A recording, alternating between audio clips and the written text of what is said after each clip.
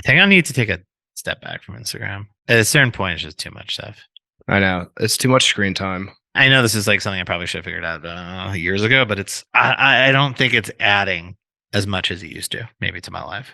Maybe it never did. No, I think it did at some point. I think it really was something that mattered to me, and I felt like I was looking for something, I guess. You found it?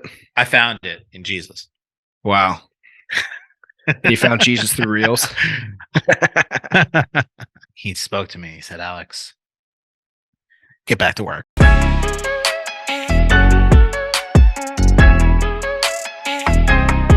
3, 2, 1. Kevin, what's up, buddy? Yeah, what up? Long distance podcasting. I know. We'll be. I think we got 4 in a row here. Yeah. Are you back in New York sometime in May? Yeah, I'm thinking I'm probably gonna be. Well, actually, I don't know yet. I might stay another week, but okay. I don't know my schedule, so TBD how these pods and where they're going to be. But for now, we're distanced. We're socially distanced. Yeah, that's correct. Is this is your mom's house? Yeah, this is the dining room at my mom's house. This is the same scene where she famously interrupted the pod. I know. I said, "Oh, Mom, I'm podcasting." One of the greatest moments in our show's history. I know. I just had to send her upstairs. Yeah.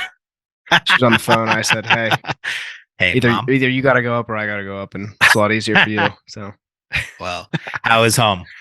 It's good. It's relaxing. It's good. Yeah. The city welcome you back with open arms. Absolutely. Yeah. Beautiful thing. Yeah, it's nice here. Spring, really green, a lot of trees, a lot of grass. Hell yeah, it's good stuff. Sick. Kevin, the Knicks are back. I saw that. I'm kind of bummed I'm not in New York for Knicks mania. I will say, by the time this podcast comes out, it's potential that the Knicks are dead.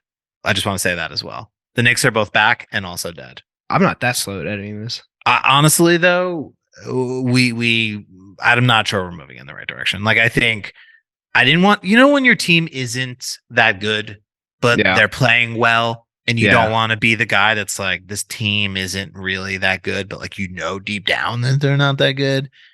That's kind of how this basketball team feels. Like, I know that they can't win a championship, but they're fun to watch. Hey, but that's okay. They got a favorable matchup to move on to the Eastern Conference Finals. So no, you only can play your competition. But like, and you guys had one bad game. You guys had a horrible game against Cleveland. I think you'll be fine. You can't like Miami. No, you did have a horrible game against Miami, but in the first series, you had one horrible game against Cleveland, and you bounced back. Fair. So I think if we win tonight, then officially the championship run is back on. Yeah, I think if we lose today, I'm going to call it right now, must-win game. Yeah, you can't lose 2 in a row. Can't lose. You can't. It's over. Yeah, it's bad. But Jimmy Butler's hurt, and I think the Knicks are not a good basketball team, but they're not giving up hope, and we're here. We didn't come this far to come this far, and I do want to believe that we can. We can make this a series, and to advance to the Eastern Conference Finals would be massive. I think there's no way that this Knicks team was going to beat the Heat in like 5. Like we were. This is a series that's gonna go 6 or 7. So we gonna have to win some games on the road now, and we'll see how it goes. But Kevin, we shouldn't be talking about basketball, Kevin, because last night was fashion's biggest night. Oh yeah, Kevin, as a fashion podcast, a pop culture fashion enthusiast podcast, we got to talk about the Met Gala. We have to, yeah. Yeah, how was it? What do you think? I didn't watch any of it. I just looked at the first publication that had a lot of fits on it, and that happened to be the New York Post. I had some deja vu this morning because I feel like I did this exact same thing last year. But I think it was cool. I mean, people were a little upset about Karl Lagerfeld and his problematic past, but I didn't look into it. So yeah. He was born in 1933, so if he didn't have any problematic takes, I think that would be more shocking. I think. Yeah, and he worked in fashion his whole life. Yeah, I mean, I guess what I know about Karl Lagerfeld is he had a cat and he liked doing black and Ooh, white. big year for cats, Kevin. Oh yeah, Huge, huge, huge, huge. Obviously, first our rebrand for Catkin, and now Jared Leto, Doja Cat, and many others at the Met Gala were all cat themed. who do you think had the better cat fit, Doja Cat or Jared Leto? I think Doja Cat. And I'll Yeah, tell you why. Because I think it's a hard thing to both dress as a cat and also look high end fashion. yeah, And somehow she pulled that off, which yeah. is remarkable. Like the fact that she looked stunning and elegant and, sort of fancy, because it is a very fancy occasion. So to be both kind of crazy out there, because I think that's also what the Met Gala has also become, this sort of place where people can dress insane, and like that's what people kind of want. They don't want to see you like look beautiful and elegant. They want to see some people push the envelope, and I think she did that while also looking really gorgeous, which I think was really cool. While Jared Leto, his was just kind of like a cat costume, a pretty cool looking one, I'll be honest. Yeah, it kind of was like an Easter Bunny type costume. I'm a notorious Jared Leto hater. I think he's Okay. weird. He has a cult, Mm-hmm. but Okay. I liked the absurdity of his outfit, and he should have kept the head on the whole time. I know it's about having FaceTime at the Met Gala, but maybe pop it off for one picture and then just continue on with your night and you got to keep that mascot head on. Yeah, gotta go full mascot. Yeah, I hear you, but also I think then maybe people will be like, is that really him? Is he really is it, what does he look like underneath there? And I think it was cool to see that he had sort of it looked hot too, you know what I mean? That's another thing. It's like as Justin Genak told us when he talked about being a mascot on our pod a couple weeks ago. I think being a mascot is it's not as fun as it looks. Oh no, it's definitely not as fun as it looks. No. That suit looked awful, but yeah. It's the Met Gala, dude. You got to show out. Yeah, it's fashion's biggest night, man. Yeah. And we're here to break down all the looks and all the fashion. Yeah, we're two fashionable guys. Just break down the looks. It's funny because it's a party, right? It's like it's a gala, and they raise money for the Metropolitan Museum. Like, there's no TV broadcast of it. It's just a dinner. Yeah, I saw some famous people. I saw some people on Twitter complaining about how hard it was to watch it. Well, they now do something on television where they basically just do a red carpet and they just talk to people. And so now it's just a red carpet for dinner, basically. Great. And it does work well on Instagram, a platform, obviously, where people are just there looking for photos. And I do think that's that's where it really shines. But it is interesting that's like, it's just a fundraiser, but it's turned into this red carpet that really, I don't know. It's become a showcase for celebrities. To be invited is a big deal. There was some Slack channel messaging going on at the Center Studio, and people calling, bringing their favorite outfits to the show or the gala. And I didn't know who any of those people were. I'm going to be honest, Kevin. A real old head moment for me. Yeah, it's okay. I don't know. I only know a couple. Yeah. Do you have any favorites that you saw? I liked obviously big Lil Nas X guy. I think I think he fucked it up with his whatever that was. It was sick. He just kind of, I mean, he's going for the controversial, I'm here to break necks and make some people mad moves, which I do appreciate, and he did deliver in that way. Yeah, I feel like that's kind of what you got to do with if you're going to the Met Gala. So, shout out to him. He had a sick fit. And then Janelle Monáe, she was my favorite. I did see Janelle Monáe's look. Yeah, that was sick. That dress she was wearing, pretty sick. Pretty cool. Yeah. I liked ASAP. I thought the, sort of the ASAP look was cool with the jeans and the sort of like Carl skirt thing. ASAP Rocky he's married to Rihanna, so he can kind of do whatever the fuck he wants now. Yeah. Did you see him jump over the gate? I did see that. That was pretty cool, man. He's such a rebel. Can I say one thing about A$AP Rocky? I saw him live once in concert, and I want to say he's one of the worst live performers I've ever seen in my life. He absolutely terrible. Post-pandemic. I saw him in like 2015, and I had a good time. Maybe it was like lip syncing, or I don't know what he was doing. He was performing at a festival, so it was like 50, 60,000 people there, and it just looked like he just was like the way he's performing is as if no one told him that he had a microphone, so he didn't have to scream to reach the back of the fest, like the whole he didn't need to raise his voice. There's giant speakers there, and that's how concerts work. So if he whispered or he sang or he rapped at a low voice, that everyone would still be able to hear it. He was screaming like like every verse, every rap, everything was just, he was trying to project very loudly. And I was like, wow, this is truly awful. Like, I can't listen to this anymore. And I was like, maybe he just like had an off night or whatever. And then I saw on Instagram a concert that he did just the other day. And it was this week. And Pharrell was there and he was performing and he was still screaming. I was like, what the fuck? This guy is awful. I think his focus has shifted maybe a bit from music since his heyday, since Long Live ASAP. I don't know what his focus is on, but just being celebrity and being a partner to Rihanna and multidisciplinary designer. Yeah, he doesn't need to really perform, but I think of him as a rapper, and I think he has good music. Like, I think his albums, I have affinity for some of his early albums. I just thought it was funny. It's rarely you see someone that like can't perform live or is really bad these days, and I was pretty shocked by how poor the show was. Kevin, there were some brick fits as well, of course. Yeah, Patrick Mahomes. Fuck, Patrick Mahomes. He bricked that fit. Patrick Mahomes is not a cool guy. Let's just start there. Not my quarterback. No, dude, your quarterback he would have showed up. I mean, I don't think he would have done it. I don't think he would have done anything crazy. Like, I mean, he would have looked good, but like, I don't know. Yeah. I mean, did you see Shy from the OKC Thunder? He had a sick fit on. I forgot to include him in the doc, but the roundup. Yeah, he's very fashionable. He's probably top NBA. He's probably top fashionable athlete. Yeah, in my opinion. He goes hard. I saw some athletes there. I saw Dwayne Wade. I mean, I'm sick of Dwayne Wade. Get out of here, Dwayne Wade. I mean, I'm just because of the Miami Heat thing right now. He's at the Garden cheering on the Heat. Just get fucking out of here. A bunch of athletes there. I always think it's weird. Like, how do they determine which athletes get to go to these things? Because like, don't you just buy your own ticket?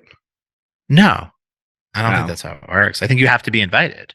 It's like an invite only thing. So you would think that most athletes would want to go.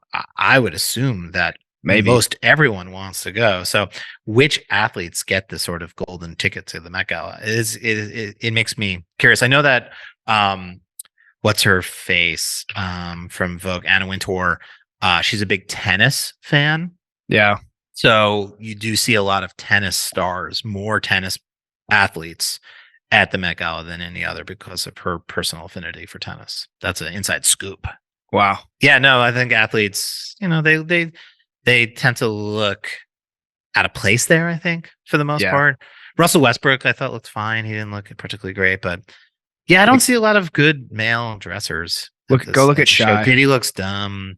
Like, I don't know. I'm trying to think. I kind of liked what Diddy was wearing. Yeah.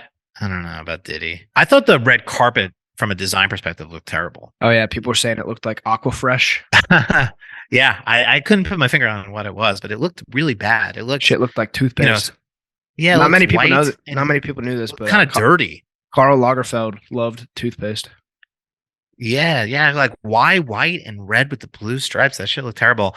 And then, my favorite moment of the whole night, Kevin, the cockroach. Did you see that? I did see the cockroach. That's New York, baby. To me, that's fucking New York City. NYC's back, baby. Yeah, hell yeah. You can't keep the cockroaches out of the Met Gala. Come on. Yeah. I love that. That was my personal favorite moment. Yeah, that was pretty cool. Do you think it was an inside job? Good question. No, I think New York is actually legitimately dirty. Pizza rat, fashion cockroach. What do you think? I could see it. Fashion cockroach is great. Anna Wintour putting it in her pocket, saving it for later, releasing it down the red carpet. It doesn't add up. How is there a cockroach at the Met? I've never seen a cockroach there. I've been there a couple times too. Never seen it. I've been there in the last I'm sure they clean it. I'm sure they've got the best exterminators. There's no way a cockroach. Fashion's biggest night. You don't think you're saying inside job? Yeah, you think that cockroach paid for a ticket? Yeah, of course. They let it stay. Pay. Yeah. To pay for the new wing. Yeah, I think it says a lot about Karl Lagerfeld's legacy that they let the cockroach walk down the runway. I think that was the most fashion. That was the most fashion fitting social tribute. justice tribute they could have done, because he probably, if you believe in reincarnation and you believe all that stuff that the internet was saying, probably came back as a cockroach. I like this theory, Kevin. Karl Lagerfeld was there. Spirit of cockroach. Yeah. And I like there's a cameraman like trying to take a photo of it, and then at some point I was just like, maybe I should step on this thing. And it's like, did he step on it? I think at some point he tried to, and then I think he gave up on the idea. Come on, man! You can't be killing a bug on national TV on a white red carpet. Yeah, that was the thing. So that was my personal favorite moment, and we'll can't wait to really relive it all again next year. I'm gonna let you finish, but that cockroach had the hardest fit. It really was special to me. Yeah, they should have had pizza. Where was Pizza Rat? Next year, maybe. Yeah. They should up the ante next year. Get a rat in there. Yeah. No, this is New York City. Yeah, with like a big soft pretzel or something. Yeah, absolutely. Yeah, that'd be sick. Kevin, we have a lot of important stories to talk about this week. Yeah, no, we got to move. So we got to move on. The Met Gala talk, all the looks, all the fashion, fashion's biggest night. Jony Ive's typeface that he's been working on for 4 years. Wow. And it's still not done. Wow. The story comes from Fast Company. Jony Ive obviously is the longtime chief design officer, I believe was his title at Apple. He's famous for making some of the world's best products from a product design perspective. The iPhone, the iPod. You ever heard of him?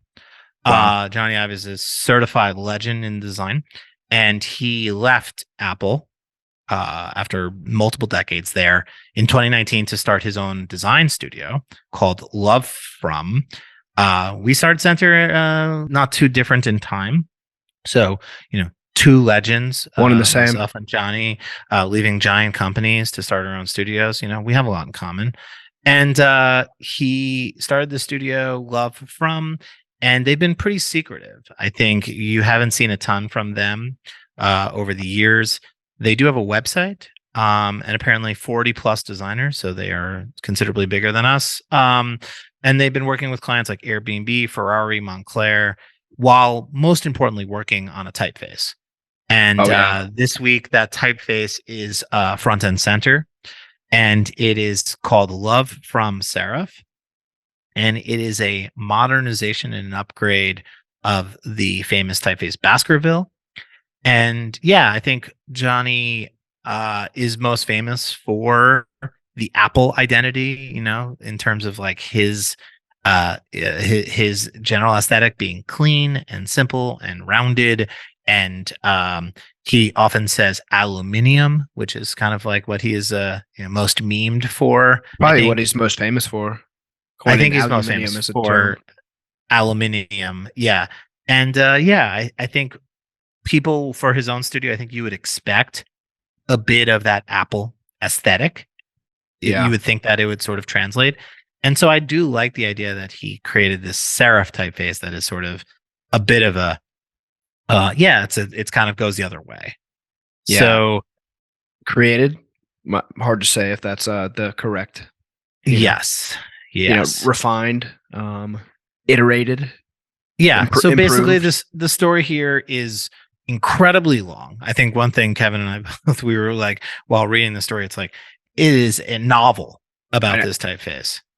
It's just like a throwback to a different time in design where people just took themselves incredibly seriously. Yes.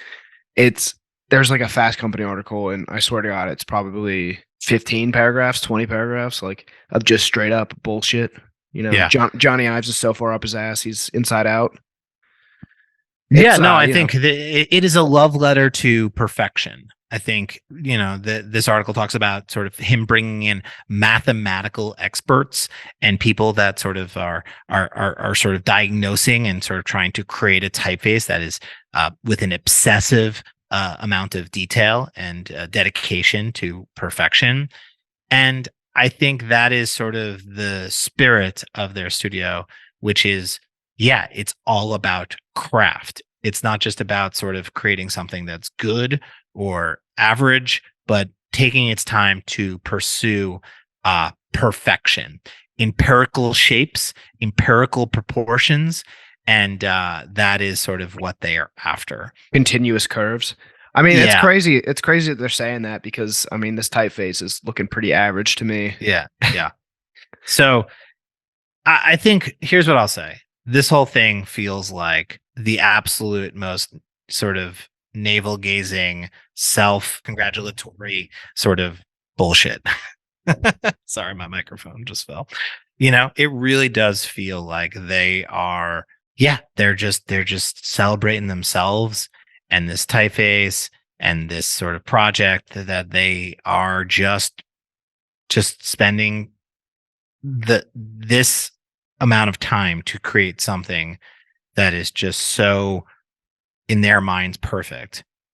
And I think it's just about genuinely the like you said, sort of this design point of view and this design sensibility that feels like it came from a different decade, a time when white tablecloth and sort of this idea of craft. And listen, I love craft. I think creating things that are beautiful is important, but I don't think that I resonate with this sort of point of view and this sort of positioning of design.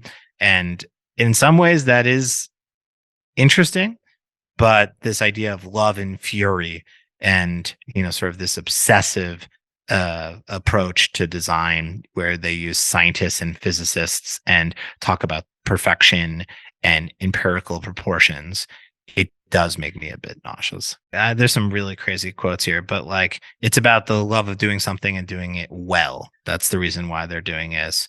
It feels like the antithesis to the design sensibilities that we believe in, which is actually interesting to me because it's like, to me, it actually gives center like a bit of a foil in many ways, because I do think this idea of design has been something that has been practiced and celebrated a lot in my youth, but I feel like it has gone away a little bit. This sort of pinkies up, like black turtlenecks, like basic, an architect's approach to craftsmanship and design versus making things that people actually love versus things that just like are for the sake of perfection. And I don't think people love things because they're perfect. Yeah, I this think is the most Northern California bullshit I've ever seen in my life. This is like this reminds me of that South Park episode where they're all driving Priuses and smelling their own farts. Exactly. And I think, to be honest, that maybe has been missing in design for a little bit, right? There hasn't been. I don't think so. Yeah, there hasn't been the smell your own farts sort of aesthetic or sort of point of view as much in the last 10 years or so. And I guess Jony's bringing it back. And so one of my favorite things to come out of this story is David Rudnick, who's a designer that had a pretty good quote and a pretty great take on this on Twitter. It said, to be clear, commissioning a beautiful, engineered, lovely revival of Baskerville is a charming, sweet thing that the very wealthy might do, like having a vintage Rolls breathtakingly restored. But then saying you made the Rolls Royce and that you designed your first car is turdsome. Moi. Turdsome is perfectly used there. In terms of perfection, right there is turdsome, the use of turdsome. Yeah. Because it's true.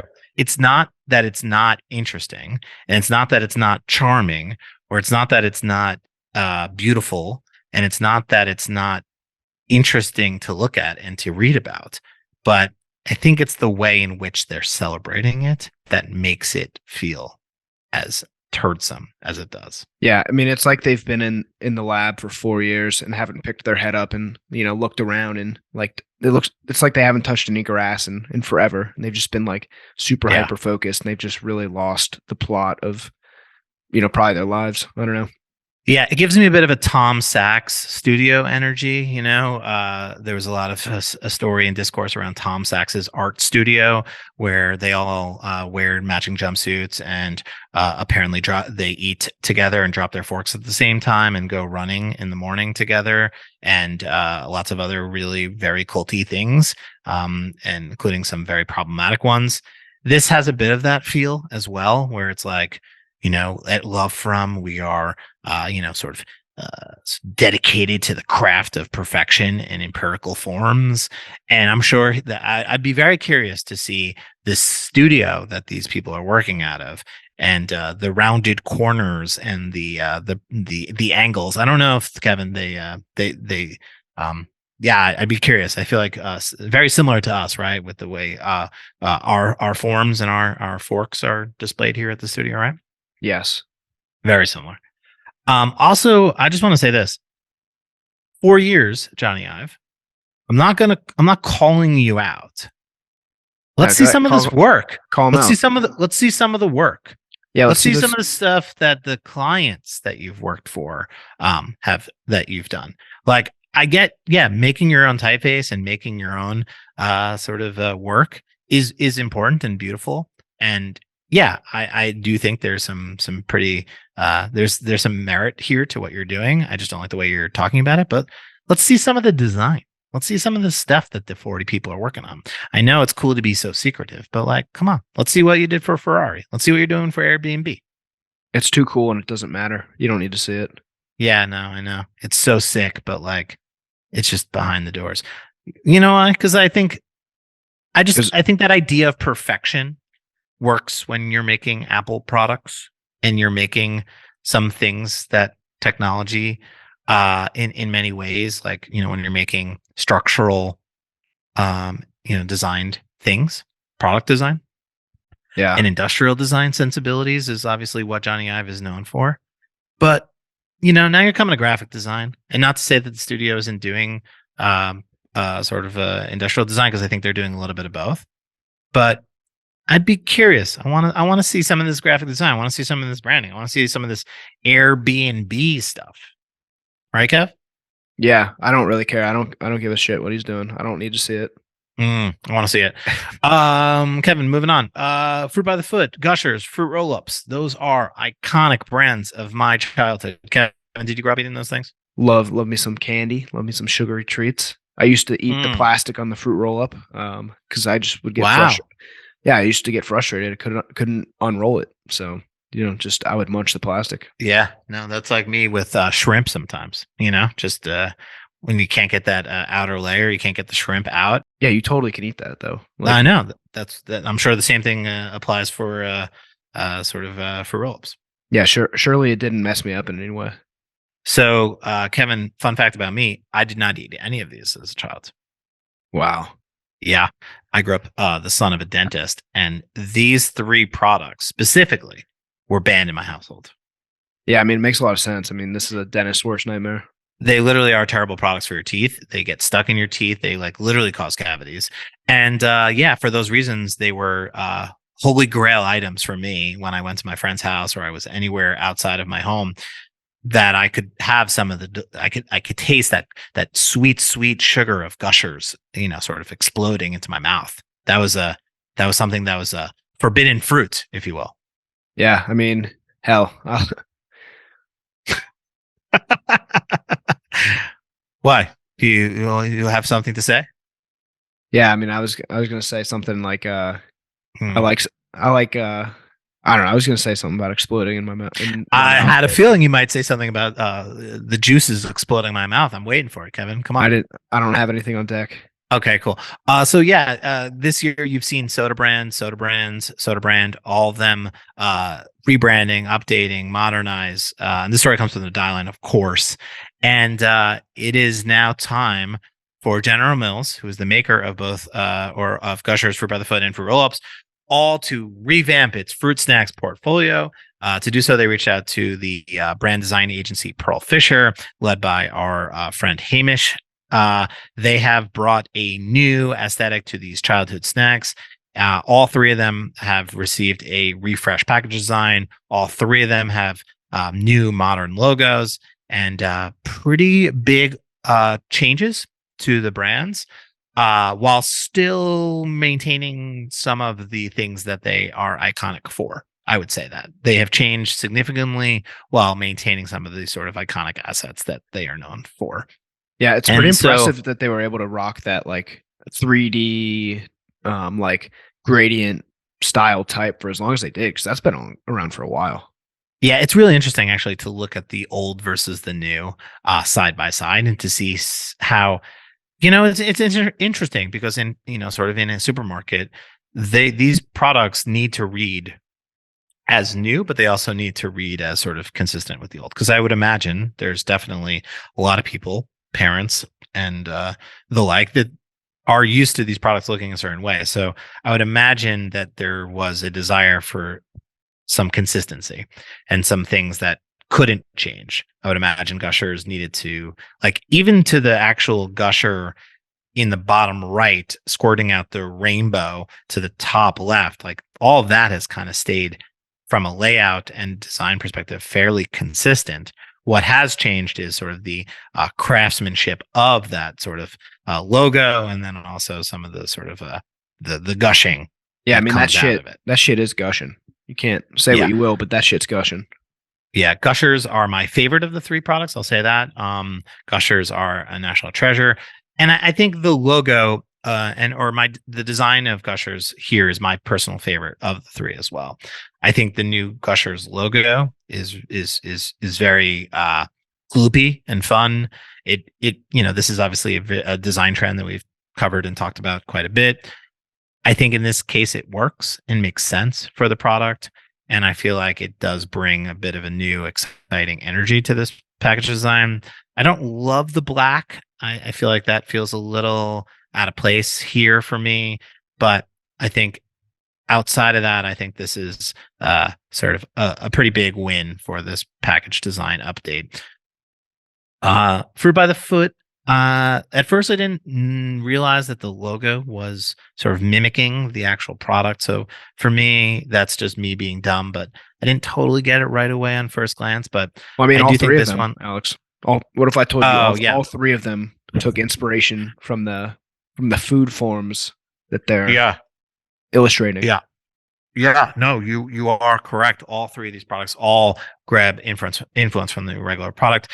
I think the Fruit by the Foot logo is cool. I think it's interesting how they kept, again, like I said, the exact same fruit roll up that was on the front of the pack. I actually like the inner packaging a little bit better without it. I think that kind of feels a little bit more iconic. It's a little bit cleaner. And then I think the fruit roll up one is maybe my least favorite of the three.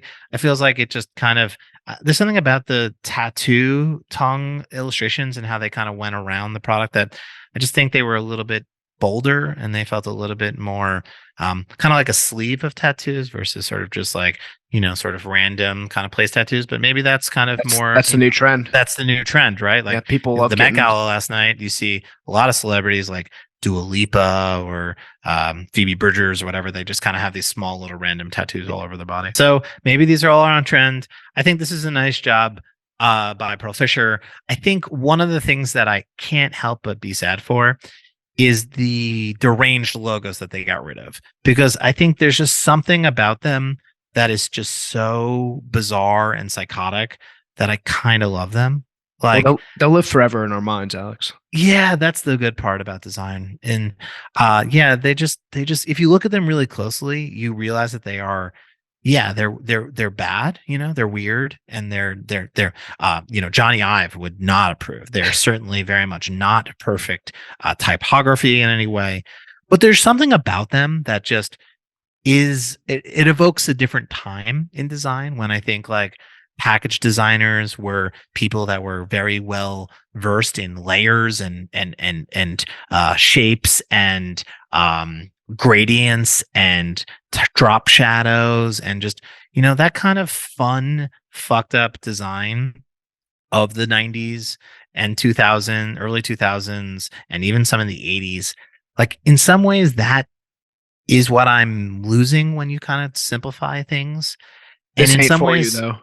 But I know this isn't for me, but we've talked a lot about food and beverage trends here in the studios. We work on a lot of food and beverage brands, but there is a bit of a resurgence to the psychotic and zany and crazy world of food packaging from the 90s. You see brands like Magic Spoon and Liquid Death sort of leaning into that. But those are for adults. Like those, like this is a strictly like these snacks are for babies, Alex. Magic Spoon, that's for adults. Okay.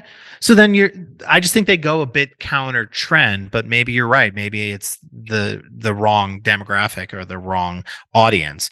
So you think that kids are into things that are a bit more clean. They're into sort of a minimalist design. That's what you're trying to tell me. I have no idea. I mean, I think the kids are really rocking with Jony Ive. Oh, they love serifs. That's what they love Baskerville. Yeah. No, I mean, I don't know what the kids like. I haven't researched it. I haven't done any strategy work with, for a baby brand, but I'd imagine that Pearl Fisher did their due diligence and trend reporting and studying and all that stuff that, it goes into a presentation that this probably hits the mark for children. And I think we just gotta, I love these old logos as much as the next person, but things change, people change, dust to dust. You got to let it go. And for the kids. Yeah.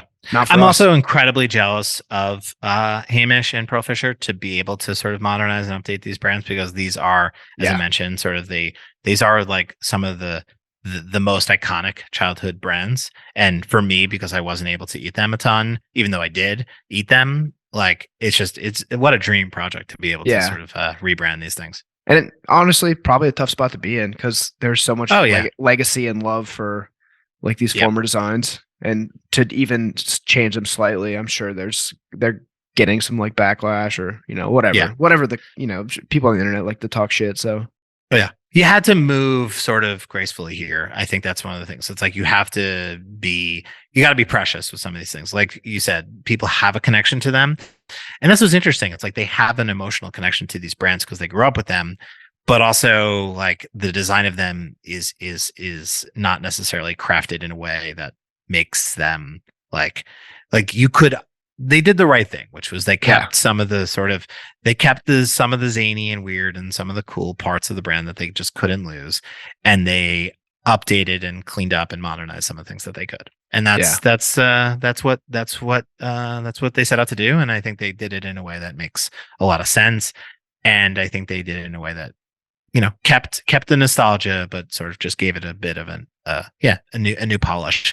Yeah. And I think time will tell a little bit too with these things. Like, I think sometimes you just need to give them a little bit of time, because you have such a relationship and such a muscle memory for these things where you're like, I'm so used to it looking like this, that when you see it in the new version, you're like, ooh, I don't know. It doesn't feel the same. But I think that's just, people don't like change. Yeah. And last thing on this for me is, I think you were talking earlier, ranking them a little bit, going Gushers 1, Fruit by the Foot 2, Fruit Roll-Ups 3. I think not only does that live in like how I would like legitimately rank those products based on what order I would eat them in and prefer to eat them in. I think it also, I think the old packaging falls in that same order for me as well. Yeah, no, I agree. Gushers are the GOAT. Like we can all agree there. Gushers is like a once in a lifetime product, and it's it's cool. I like the new logo for Gushers. Like I think I'm excited to see how they roll these things out. Like they should bring back some of those fucking crazy commercials. Like we've watched some of those old commercials in the studio, and it's just they're so fucking crazy where people's heads pop off, and like I don't know. There's a childlike wonder to these brands that they couldn't walk away from, even though they were updating them. And like you said, that's a tough tightrope to walk, but I think they did it well. It does look like they're getting rid of the silver foil on the inner of the Fruit Roll-Ups, which I do think is something that is a bit iconic for me. I don't know if I would have done that, but hey, look, you know what?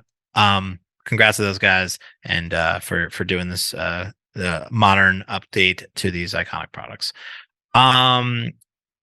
It's nice. It's a nice job. Yeah. Let's move on to the future. MSCHF. MSCHF is back. MSCHF can't be stopped. The big red boots. Finally, that backward shoes nightmare over. Ooh, the backward shoes. I did not like the backward shoes. Yeah, we didn't talk about the were they?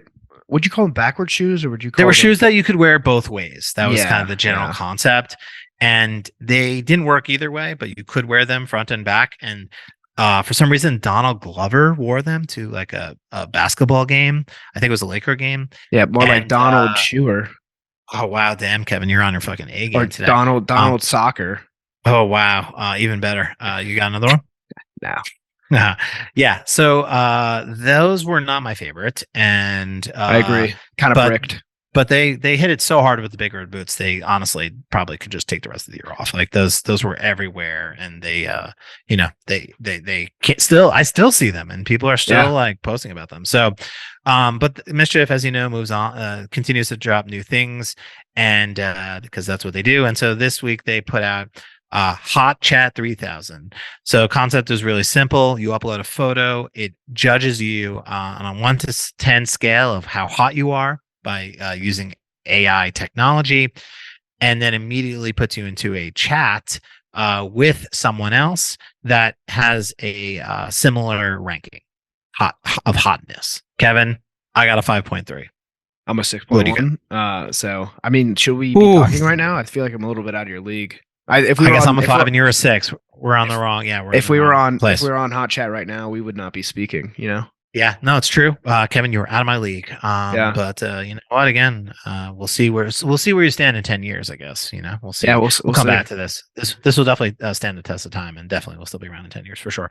I think this idea is fun and very mischiefy. It feels a bit like Hot or Not, right? Wasn't that like Mark Zuckerberg's first product design before Facebook? Right? Was that? Damn, they just ripped off Mark Zuckerberg. They really did just rip off Mark Zuckerberg. I think it's a funny idea. I think it's silly. I don't know why it has to look like it was, Web 1.0. That's one of the things I was like, it just has this aesthetic of the early internet era. It has like MSCHF Online. I guess that's like MSCHF does a lot of logo flips. They love a logo flip over there. Yeah. They love nostalgia too.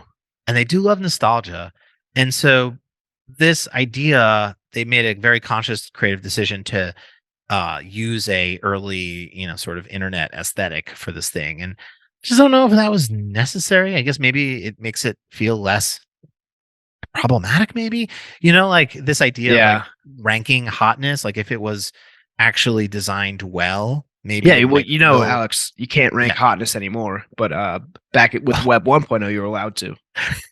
Honestly, that's not the craziest take. I think how they always say like South Park gets away with saying such crazy things is because they're kids, they're children that are saying it. I think there's a little bit of truth to that here, where it's like this idea, it's fun and it's playful and it's like it's not too serious, it's just a joke because it has this like very internet 1.0 aesthetic.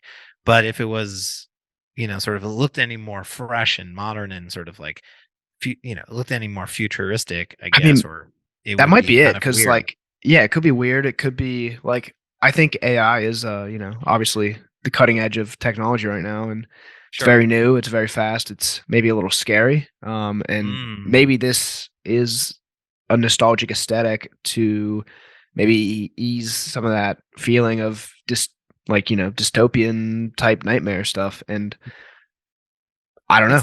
It kind of makes sense now that we say it, and I'm coming around to the idea. Yeah, we may have cracked something big here on the show. We may have reverse engineered this concept.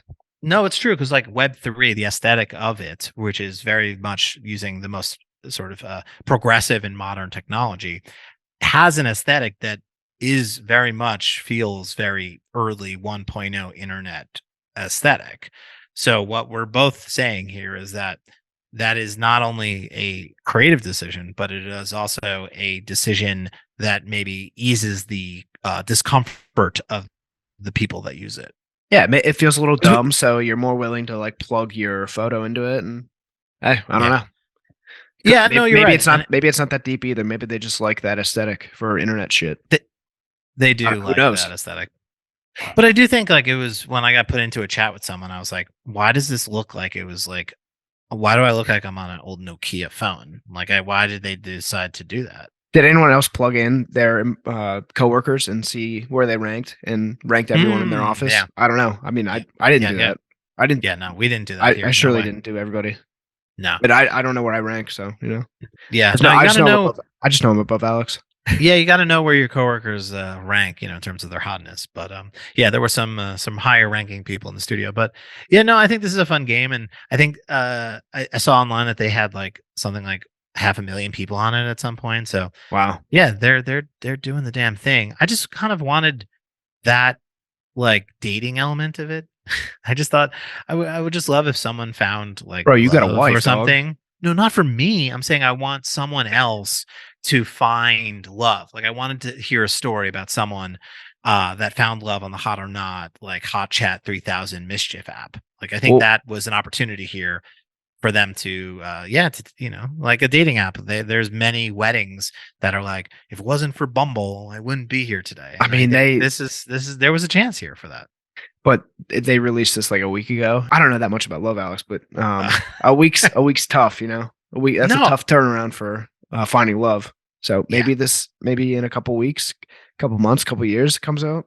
okay, We'll have to yeah, keep our eyes on this story, see where it yeah. goes. Yeah, no, we'll see. I just think that it was both a hot rating app, but it also could have been a genius dating app, and I think that was part of their idea, right? Like that was the point. It's not just getting ranked; it's also being put into a chat room with someone else that is equally as hot, which I think is a silly and fun idea. I just kind of think that maybe it could have worked. Who knows? Maybe it did work. Maybe there's a couple that met and they decided to meet up and they fell in love. Maybe I don't know that, but you're just a hopeless romantic. I'm just a hopeless romantic, Kevin. Last story of the day comes from our friends over at Liquid Death, and they have a new partnership with Blink-182 drummer Travis Barker. It is the Enema of the State collectible Enema kit. Comes with a custom branded Enema bulb and a 19.2 ounce can of Liquid Death autographed by Travis Barker himself. Only a few hundred in existence. Pretty cool packaging and very Liquid Death. And, Very funny video. Very funny video. This is kind of what you expect from them. Blink-182 is very much back in the news and all over my TikTok feed because I can't stop watching them perform I Miss You at Coachella. Are you going to their MSG performance? I don't know. I don't have tickets, but I would think you like to should. go. I think I should go. I mean, Blink-182 was a big part of my childhood, in that sort of early 2000s pop punk era. These songs mean something to me, and Tom was out of the band for a while, and he's back. And justice for Tom, dude. He was right the whole time. You know, with all these UFO aliens documents being declassified from the U.S. government, Tom should be vindicated. You know, big time. Yeah, he was right. He spent all of his Blink-182 money looking for aliens, and he was right. Aliens do exist. Yeah, and maybe that's the next collab with Liquid Death. I will say there's also a lot of TikTok content that shows like Blink-182 without Tom, and then Blink-182 with Tom, because they did do shows and they did replace Tom, and it's not the same band. Like that band has 3 people in it, and they are all equally important for that band. Yeah. And so to hear Tom sing Blink-182 songs after a decade of him not being in the band, it is just like, talk about nostalgia, Kevin. Yeah. This show today has been a nostalgic show, from Gushers to Blink-182 to Baskerville. Nostalgia be hitting, and Blink-182 is back, and I think this is very Travis Barker or Blink-182 and Liquid Death. They're just like, it's a perfect brand match. Yeah, dude needs to be drinking some water. He looks extremely dehydrated and honestly depleted of his life force and depleted of a soul. I don't know. I just the look behind his eyes is just it feels like there's nothing there, dude. Like are the Kardashians sucking it out of him? I don't know. He's a bit of a soft-spoken person, I think, is what you're trying to get to. He, in these interviews, he does seem quite.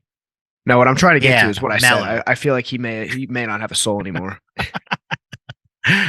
I'm not trying to say he's soft spoken or mellow. I'm trying to say I'm looking in his eyes and I don't know if there's anything behind there. Well, he's had a tough go. Remember he was in that plane crash where he lost like his friend who died, right? And then he had another friend who died. Like, I feel like he's had a tough go. But also, I agree with you. He does look like someone who needs to eat like a steak, because I feel like he's living off of some like very vegan, daring chicken. Yeah. He's eating only plant-based chicken. I don't think he drinks alcohol or does drugs. So I think maybe fire those up again, dude. I think what the man needs is he needs to take some low dose edibles. Just 2 milligrams, 4 milligrams. Nothing too crazy. And then you need to go to Peter Luger's you need to get a big ass steak, and that I think it will bring Travis back to life. I think is what he needs. Yeah, he looks depleted. Yeah, and the video is hilarious, and I think he played into his I'm not too familiar with his character in Blink-182 or if he's putting on a persona or anything, but no, he's quiet. He's always been the quiet, Tom and Mark are the funny, charismatic front people of that band. They act like they're teenagers and they make childish jokes on stage. Travis Barker doesn't say a damn thing. He just fucking drums his face off, and he's one of the best drummers on planet Earth. I mean, he doesn't really have to say anything. He probably is the best drummer on Earth. Yeah, he's for up there. That type of music. He is there. I don't know if there's a better drummer. He's incredible. He's absolutely a monster, and he makes it look very easy. And he crushes, but he doesn't say a lot. That's kind of his thing. And I think because of the Kardashian thing, people want to give him a hard time, but I just think this is who he is. He's just kind of a quiet, soft-spoken dude, and he's now very much into wellness and spiritual shit, and he looks like he needs some red meat. That's my take on it. I don't think it's a Kardashian soul-sucking thing. I think he had some friends die. I think he also had a near-death experience. That shit will fuck you up, man. Yeah, I mean. Now I'm sounding like a jerk. Maybe he just needs some milk. He could use some milk. Yeah, I think again, a milk, a steak, a beer. I think again, those things are. It's you can't just live off of nuts and matcha. Yeah, But did you see his son performed at Coachella? And I didn't. Very good. Yeah, Landon Barker. How old is his son? Probably 15 or something. He's pretty he's pretty young, but he looks like an adult. He's a big TikTok star, Landon Barker. Nice. Yeah. And he's got a bit of that sort of youthful, sort of, he looks like he in The Cure or something. He looks like he's just very he looks like his life has been really hard, but he grew up in mansions in Calabasas. But he has a bit of that sort of that angsty teen aesthetic. Chip off the old block. Exactly. But he's also sort of dabbles in performing music, and there's some pretty tough clips for Landon. So if that's his teenage adversity, I think he'll be okay. Exactly. But also, you know what? Children of rock stars, that doesn't necessarily mean you're a rock star yourself. Just like, Michael Jordan's kid, couldn't play basketball. Marcus. I mean, Jimmy Butler's pretty good. People are saying potentially they're saying there's some potential that Jimmy Butler is Michael Jordan's son. Is that who said that? That's a lot of people online are saying that. I have a take I'm gonna end the show with. Yeah. I think Bronny James is gonna be a bust. You heard it here first. I'm not believing it. I think if Bronny James was Bronny Stevenson, I don't think we wouldn't have the same genes, But I'm just saying, I think it's less, it's not about his genes, it's about his game. I just don't think his look. I mean, it's a lot of big shoes to fill. Big shoes to fill. But the scouting report is shoots good from 3 and plays defense well. So we'll see. Again, This is a hot take. I'm just throwing it out there. Time will tell. Old takes exposed. We'll see. I could be very wrong. Did you watch the session? I did, yeah. Okay, I just want to make sure you got my big shoes to fill reference. Oh yeah. Big shoes. Big shoes. Do you see Jeremy Strong on the red carpet for the Met Gala? I did. He looked good. I thought he looked bad. I didn't think the Homer chain worked dramaturgically. Yeah. I thought it looked a little strange. Yeah, I mean, I'm walking back my take now. He looked like a fucking Star Wars head. I like Jeremy Strong. I like that he's a very bizarre, strange actor that only gets into character, and he's method, and he uses big words, and he's super weird. I there's something about that I like. but the fashion that wasn't it. Yeah. And I like Homer. I think the Homer like chains and necklace, like to me, that shit is like very cool. It just wasn't styled right. We gotta We'll have to go. end the Pot's show. over. I gotta end this because people are coming in. Okay. All right. End. So can you see if you can use another Zoom thing? Just to make sure I don't want to not get this. End the show.